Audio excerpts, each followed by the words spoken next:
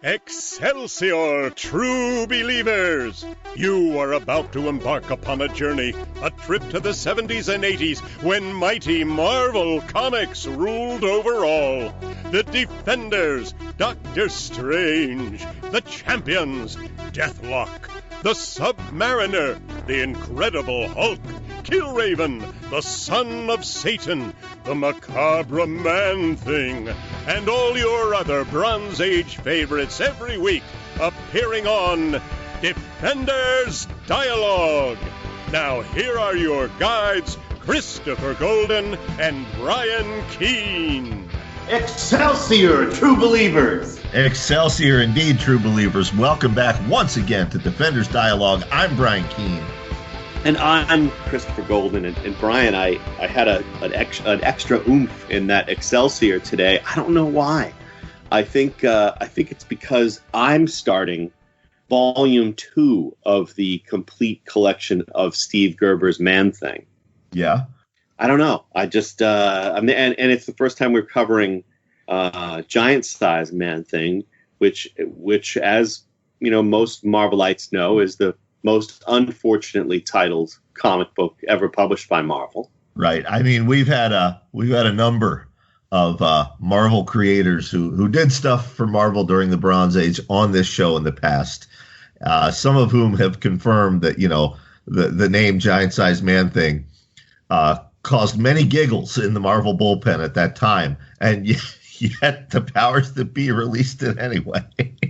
Well, it's just weird to me because, again, like, how can you not recognize that Giant Size Man-Thing is a funny title?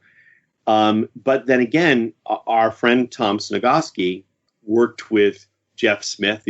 Tom is still the only writer to have worked in Jeff Smith's Bone universe, aside from Jeff himself. Right. And when Jeff came up with a character called Big Johnson Bone, Tom had to explain to him why that was funny. So perhaps some of the creators at Marvel and editors at Marvel in the 70s weren't aware that Giant-Sized Man-Thing was a funny name. Oh yeah, I mean it's obvious. But you know, the younger members of the bullpen certainly did, and I strongly suspect Steve Gerber and Mike Plug were among them. You know what's not a funny title? What's actually an excellent title? It is an excellent title. The Demon in the Glass by our engineer, Matt Wilderson. Matt is the guy who makes Chris and I sound good every week, but he's also a writer in his own right. And his new novel, The Demon in the Glass, is out right now. I'm looking at it on Amazon. It's only $11 in paperback. Gorgeous cover. If you enjoy our show and you want to support us, you can do that by supporting Matt. Go to Amazon right now. The Demon in the Glass by Matt Wilderson. And I would say congratulations, Matt. Excelsior to him. Excelsior indeed. So yeah, Giant Size Man-Thing #1. Steve Gerber, of course, writing. Mike Plug, of course, is now the permanent artist. And the title of this Giant Size Man-Thing story is "How Will We Keep Warm When the Last Flame Dies," which is maybe one of Gerber's best titles, and certainly a good question regarding something happening in the United States 3 weeks from the day we're recording this. But in any case, we open with a gorgeous, gorgeous splash page. I mean, this little Brian, if I had this issue, I guarantee you I would have bought a second one just so I could tear this page out and pin it up on the wall. This is poster quality of Man-Thing in the Swamp. You know, we get a quick couple panel flashback of who he is, what his power set is, and then we quickly move on to a truck traveling through the swamp. The truck belongs to Omega Environmental Systems, and the driver and his passenger, the driver's name is Paul Benton. His passenger is Professor Marshall, and they have been stopped by these weird cultists. Now, these are not the cultists that Man-Thing has tangled with before. This is a different group of cultists. And apparently they worship. What do they worship, Chris? They worship entropy, Brian. That's right. And I loved this because I didn't read this comic when I was a kid, and I'm glad I didn't read it, because in the years when Nancy Holder and I were writing many Buffy the Vampire Slayer novels, the villains in our Gatekeeper trilogy, our Buffy the Vampire Slayer novel trilogy, were the Sons of Entropy. Yep. Very similar to this, and I was reading this going, "Read this comic." But yeah, so entropy is, for those who don't know what the word entropy means, which I think there are a lot of people, it's best evinced by the title of Chinua Achebe's classic novel, Things Fall Apart. Yes. So basically, things fall apart. The center cannot hold. Basically, everything grinds to dust eventually. Yeah, and their beef with Paul and Professor Marshall is that whatever they have in that truck, whatever the cargo is, it will help solve the world's energy crisis. And they can't allow that because by solving the world's energy crisis, they are merely prolonging the agony of man, because entropy is the destiny of the universe. Are you suggesting that in the mid-1970s, people were concerned about climate change? Yes, as evidenced in the Marvel comics of the time. Fascinating. What interesting artifacts of another era we discover when we read these comics, Brian. It's amazing to me that people were aware at that time that man-made climate change was destroying the world. But in any case, Brian, much more important to me in this story, at least, rather than in real life, is this strange iron box that one of the entropic monks brings out to his master to open, which contains, and this is how I knew I hadn't read this comic before, because I would have remembered this. It contains a sphere that looks a little bit like a crystal ball, inside of which is a glittering golden brain. That's right, a human brain colored gold. Which prompts me to say to you, who did read these comics in the 70s, what the fuck? Well, see, I had not read this one as a kid. I had all the other giant sized man things, but this one I was never able to track down. I'd seen, other appearances by the Cult of Entropy, because they're going to join the Man Things Rogues Gallery. And I had seen the supervillain, who will be appearing soon in this issue. I had seen him in the pages of the Hulk. But yeah, I'd never seen this particular panel. It is glorious. It is everything I love about 1970s Marvel crystallized in one panel. I just don't. So this guy whose name is like Agar or something like that. Yeah, Agar. Like John Agar, the classic horror movie actor, lifts up this sphere containing this glittering golden brain and somehow is able to channel the strange energy from the, and this is a quote, glowing brain globe, so that the Man-Thing convulses in pain. The Man-Thing, as usual, is doing his creepy stalkery thing where he's just eavesdropping and spying on the goings-on. That's right. The Akar is the name of the guy with the glowing brain, and they mentioned their master Yagzan, which is definitely just Steve Gerber messing with a Boggle game. Yeah, he's got a Scrabble board out, and he's coming up with character names. Yeah. Anyway, Akar says, this is why Yagzan gave us the brain. And he summons a demon from the brain globe to do his bidding. It's unlike the Man-Thing, who's made out of the materials of the swamp, basically mud and muck and ooze. This thing seems to be made out of electricity. Golden, glittering electricity. Yeah, glittering. We get descriptions of how it's crackling and hissing. Electrical charges are hissing. And then we get, the fight between it and the Man-Thing. And it's kicking the Man-Thing's ass. Although I will say, I really enjoyed this fight, Brian. But perhaps my favorite panel of the fight is the panel in which the Man-Thing brings his fist down on top of the demon's head, like Moe does to Larry in or to Curly in the Three Stooges. I was like, what is the bonk going on here? But yes, he's kicking the Man-Thing's ass, and then, I love the panel before that where he basically disembowels the Man-Thing, and instead of holding an armload of intestines and organs, he's just holding ooze and muck and roots. Well, fortunately for the Man-Thing, he's made of bowels. Right. It's like that. Yeah, the Man-Thing, babe, I'm made of rubber. Anyway, go ahead. The Man-Thing takes a wet sapling, uproots it, and spears the creature with this. And that moisture, of course, disrupts the demon's electron flow, and then the demon explodes.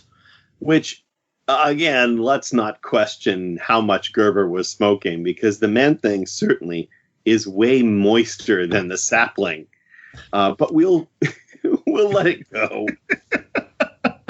At this point in Marvel history, Gerber is writing the monthly Man-Thing series, Daredevil, The Defenders, Howard the Duck, and I don't think he'd started Omega yet. So he's got those 4 titles. Now they've handed him Giant-Size Man-Thing and Giant-Size Daredevil.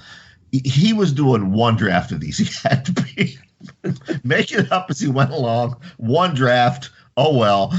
Yeah. Well, the not only does the creature explode, but it causes a feedback loop, which causes the globe around the brain to explode. And then the comic gets even better. In fact, you thought it was interesting before. Now we amplify that 100-fold as the brain leaps out of the hands of Akar. Yes, I said the brain leaps, and it bounds down the, the slope here and into the swamp water. Not only into the swamp water, into a pool of quicksand where where the cultists are unable to reach it, and they're distraught.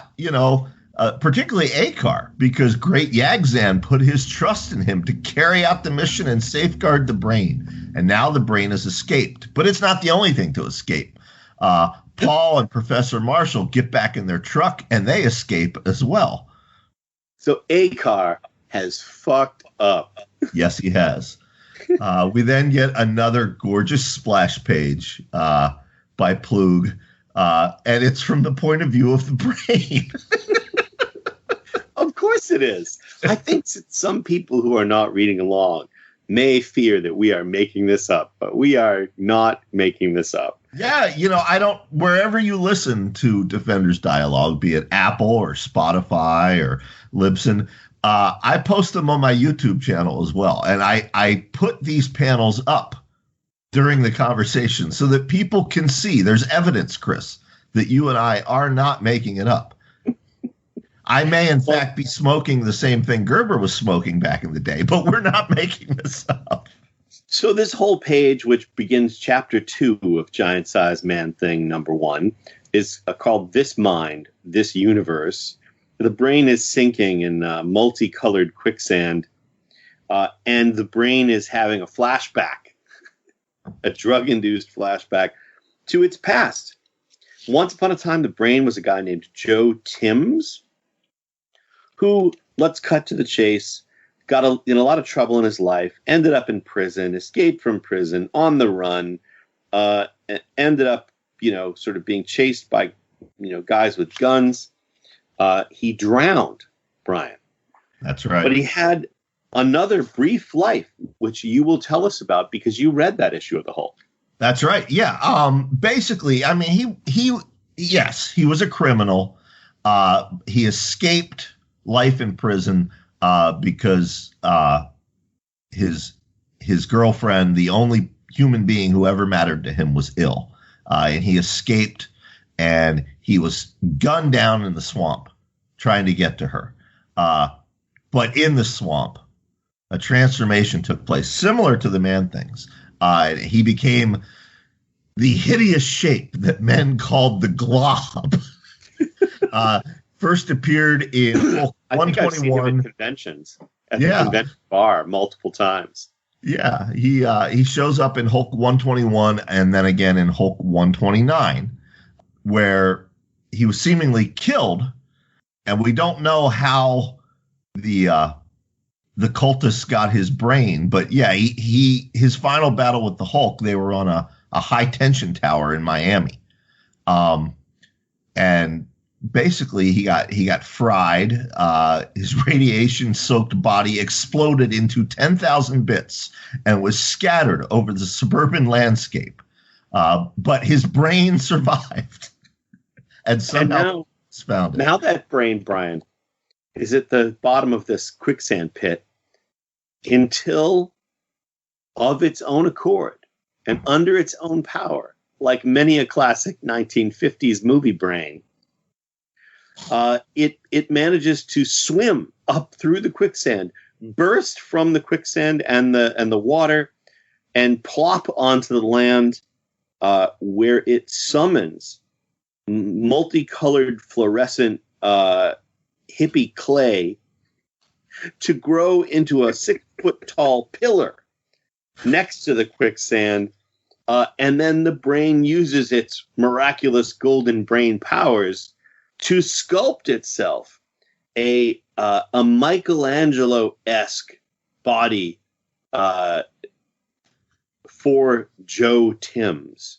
But the moment my favorite part of that was your rainbow-colored hippie clay.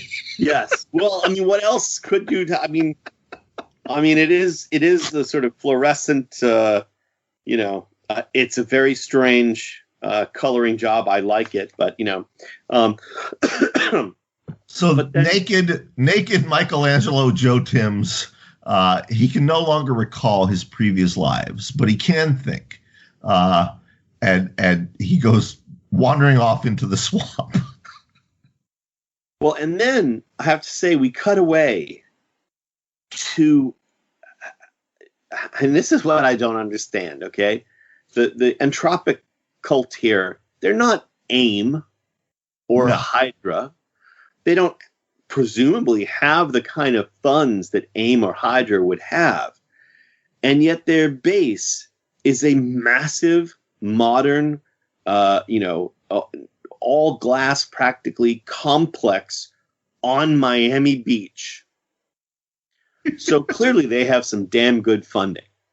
Well, see, I took it to mean, because we see them drawing the curtains to block out the sunlight, I took it to mean that because you don't want the sunlight, having a building that's basically nothing but windows is definitely the way to go.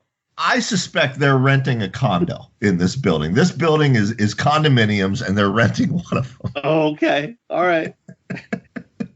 Did you ever see that TV movie? I think it was a TV movie based on I think John D. McDonald. I'm having a flashback to the 1970s.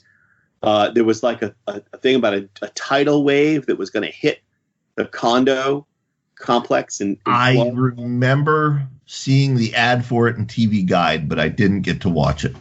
All right. Well, I'm going to have to Google it afterwards, because now I want to go back and watch it again, just as my son Daniel and I watched last night a movie I had not watched in 42 years, which was Shockwaves with Peter Cushing and John Carradine, about the Nazi zombie super soldiers.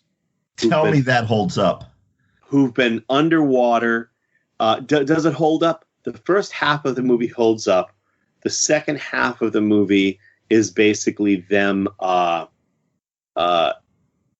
wandering around the island trying to escape the Nazi zombies, who all look the same, who walk slowly, and basically their interest is in just menacing people. more than anything. The second half of the movie is dreadful. And I think it's because they don't eat anybody. And I think it would have been much better if they ate people. But the first half of the movie is really good. And there is one moment in the movie that is seared into my brain. And it really, this thing could stand a remake that by someone who wants to actually make something scary out of it. Because there's this moment where you had only seen one underwater zombie who stands up in his full Nazi regalia with his goggles on out of the water. And then one by one, you see the others begin to rise one by one out of the ocean. And you realize, oh, there's not just like one or four of them. There are like 15. It's a great shot, man. There were some really cool shots in this movie. Anyway, total tangent off to nothing. And I'm not smoking anything. Well, inside the condominium, we finally meet the leader of the cult, Yagzan. He sits on a throne, and Akar is trying to tell him, hey, it wasn't us, it was the man thing. But Akar, for those who are well versed in the 1970s, Yagzan looks a little bit like Walter Matthau. But continue, Brian. A little bit, yeah. Yagzan's having none of that. He tells Akar it is his time to, quote, join the dust. And he has him recite the canons of his faith while he beheads him. There you go. Well, as you do. I'm sure you've done that before, once or twice. Once or twice in the past, sure. While you behead them. Well, then we cut back to the professor, and I can't remember his name, Paul Benton, I believe is his name. Paul and the Professor, which is not the title of a 1970s sitcom. And they, it turns out, are, we're going to discover quite shortly that they are in the Everglades, and they are basically building a small utopian community that is not reliant on fossil fuels. And we'll get to that in a minute. But walking out of the Everglades is our nude Michelangelo-esque new Adam, as if this is New Eden. He doesn't remember his name, Joe Timms / the Glob / whatever the hell you want to call him, / the Golden Brain. Too many identities for this guy who can't remember who he is. But they decide that he's going to be the perfect example. He's the beginning. It's like the blank slate upon which they'll build their new utopia, leading us to Chapter 3. No shortage of evil. Yeah, we see it's a day later, and they've set up this solar-powered village of geodesic domes. As Chris said, a self-sufficient community that functions without oil and without disturbing the swamp's ecological balance. And they call it Omegaville. And then we get our co-star, lest we forget that the Man-Thing doesn't star in this book by himself, Richard Rory, who, as we said last issue, took a job with the radio station in nearby Citrusville. He's there to interview them. So he and Paul are talking about Omegaville, and we get a page and a half here talking about the energy crisis that the world faced in the 70s. Right. If only someone had told us in the 70s where we'd be now. If only we'd listened to Paul Benton. As he says to Richard Rory, we're proving that man can live within their energy means without destroying the air, the oceans, and the land, and without becoming a slave to monster corporations which exist only for their own benefit, not the public's. Wow. Paul was a philosopher. I wish we had listened to him. I wish we had. We cut to the Man-Thing doing his creepy stalker thing in the swamp, and he finds the cultists with Akar's body. And they're let me interrupt you for a second, Brian, as I seem to be doing a lot this episode, and I don't know. That's okay. You're excited about this issue. I am excited about this issue. So the cultists, I just want to confirm with you, because the way that I'm looking at the page, and you said it yourself, this image is of them carrying the body of Akar, which is covered by a sheet, it seems pretty clear to me that it's the headless body, but the head of Akar is on his abdomen under the sheet. Right about that? That's the way Plug drew it. I love this comic. So yeah, they have their funeral ceremony. They put Akar's body into the dirt, and then they douse him with the liquid men prize above all, oil, gasoline, and they put the torch to him. And then it tells us the Entropists break out in gleeful song. Did you and Nancy have your Sons of Entropy singing show tunes? We did not have the Sons of Entropy say, "Laugh, my son, laugh, death like life is a pointless jest, you see."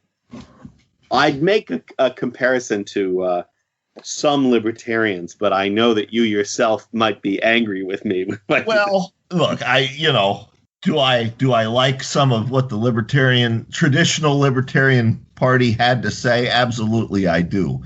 But I haven't identified as a libertarian since those Tea Party nutbags took it over. I haven't identified as a libertarian in years and years. Laugh, these days, my son, laugh.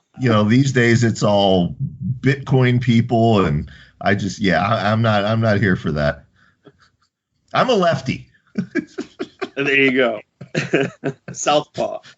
In any case, basically what happens is that somehow, I think because Gerber had already written so much of this script when he got to this point and he really needed something to happen, and he didn't want to go back and have to explain this later, somehow the Walter Matthau-looking Yagzan has a mental connection, a psychic connection to the Golden Brain, which is in reality our nude Michelangelo clay sculpted version of Joe. And so he summons him, wakes him from sleep, summons him into the woods, and then, touches him on the temples in some kind of Vulcan mind move and transforms him back into the Glob, a misshapen humanoid pile of clay that looks like he looked in those Incredible Hulk appearances. Yep. And then our Walter Matthau looking guy yells, "You cannot devolve any further? Then I command you to destroy man's last chance." And that's what he does. The Glob goes hurtling through Omegaville, smashing everything in sight. Just devastating every structure, everything that's standing. But then the Man-Thing appears. And Walter Matthau tells the Glob and the rest of the cultists, drop what you're doing and kill him. And then we get the second fight between Man-Thing and the Glob. Well, it was the Golden Brain created electricity demon the first time. Right, yeah. Now we have Man-Thing versus the Glob. And it's actually really fun. I like this one actually better than the last one, especially because at a certain point, the Man-Thing backhands the Glob's head off. He just shatters his head. Yep. Yeah. Basically their power set is the same. And Chris is right. There's a sequence here. He takes the Glob's head off, and what happens is the same thing that would happen with Man-Thing. The head just grows right back. Yeah. Well, the fight continues until the Man-Thing basically beats the shit out of the Glob until it essentially loses its ability to hold its form. And forgive me, Brian, because I couldn't follow this ending as far as why it happens. I could see what happens, but the Glob basically flumps down into a pile of, sort of damp clay. Yagzan runs over, freaking out about why that happened. He's yelling, "You must come back to me. I am Yagzan. You must obey." And then the clay begins to stir, and the phosphorescent hippie lights glow again. And the clay sort of swarms up and covers Yagzan and then hardens around him, killing him. The clay winds down. It suffers entropy. Entropy is everything winds down. And so Yagzan is killed. the rest of the cultists have fled. And then, Omegaville has been destroyed, though. No one laughs, least of all the macabre Man-Thing, who slogs silently away to resume his despairing. That's right. That's pretty grim. He slogs silently away to resume his despairing. I feel like I know many people, including myself, who do that at times. Now, before we jump to... I was actually going to say, I want to talk about a couple other things. And I was actually going to say, it appears to me that issues 9 and 10 are one story. Well, maybe we should hold off on those till next week. So maybe we should do those 2 next week. Would you like to hear from Steve Gerber instead? I would love to. Okay, because I know you're reading these collected volumes. I'm reading the actual issues. And Giant Size Man-Thing #1, there's an essay called Meditations on a Mound of Muck by Steve Gerber. Okay. And the essay is inspired by a letter. They print the letter. But Gerber writes, a confession. The old Saturday matinee style horror movies, the ones like Rodan and The Amazing Colossal Man and Kronos, and the umpteen 100 sequels to Dracula and Frankenstein. Those movies always made me laugh. None of them ever scared me, not one. I remember enjoying The Seventh Voyage of Sinbad, mostly because I could identify with the young boy genie and because Ray Harryhausen's special effects did make the Cyclops credible. But I yawned my way through the rest of those flicks, even back in my elementary school days. The stuff that got to me was the stuff that challenged my imagination. Buck Rogers, Twilight Zone, an occasional episode of One Step Beyond or The Outer Limits. Stories with characters that you could admire or loathe or pity or empathize with or something. Looking back, I think most of the monster movies seem so silly to me because the people in them were even phonier than the creatures. And the moral of every picture was either atomic testing is bad because it wakes up hibernating pterodactyls, or if only we could have understood that the spacemen meant us no harm, we'd have built a better world. In one word, black. So when I inherited Man-Thing, I was determined to do something different, something far afield of anything any other swamp-oriented comic book had done. The result? A magazine that's done stories on the occult, science fiction, tales of swords and sorcery, surrealistic fantasies, stories on social issues, and a yarn or two about a talking duck. So there it is. We've been talking about that throughout our coverage of the Man-Thing, but there's Gerber himself verifying, yes, he wanted to experiment with different genres and different storytellings with this character, and boy did he. And boy did he, to greater and lesser results, depending on your opinion and the issue. It's definitely interesting. Also interesting because he acknowledges that sometimes he's writing about social issues, but he also sort of casts aspersions in some way on the suggestion that all of these stories had to have that. But weirdly, I think just because he was writing about the world he lived in, it sounds like he wrote about social issues a lot more than he even realized he was doing, because that was just the world you lived in at the time. Absolutely. Yep. I also want to point out that for anyone who's reading along with us, if you're a completist, Daredevil issues 113 and 114, also written by Gerber, art by Bob Brown. They do have the Man-Thing in them. I have read these issues before because I've read the complete run of Daredevil. But Man-Thing is not in them actually very much. And right. They're really, we're not going to include them here. Right. They're really Daredevil stories. So if you'd like to go read Daredevil 113 and 114, I urge you to do so. But we are not going to cover them. And the other thing we're not going to cover, the backup story in Giant Size Man-Thing #1 is The Abominable Snowman by Stan Lee and Steve Ditko. That had originally appeared in Amazing Adventures #11, but they reprinted it here. It is some glorious, I don't know what the era between the Golden Age and the Silver Age was. No one's ever really come up with a name for it, but it was the Marvel. Yeah, it's the Marvel Monster era, and it's a glorious, glorious story. Track that down if you can. And also, while you're tracking things down, don't forget about our engineer, Matt Wilderson, his new novel, The Demon in the Glass, out in paperback right now. Pick up one of those. So next week we'll do, Man-Thing issues 9 and 10? Man-Thing 9 and 10, yes. All right. Well, Excelsior to you, my friend. Excelsior to you, Excelsior to Matt Wilderson on his new book, and Excelsior to all our 3 listeners.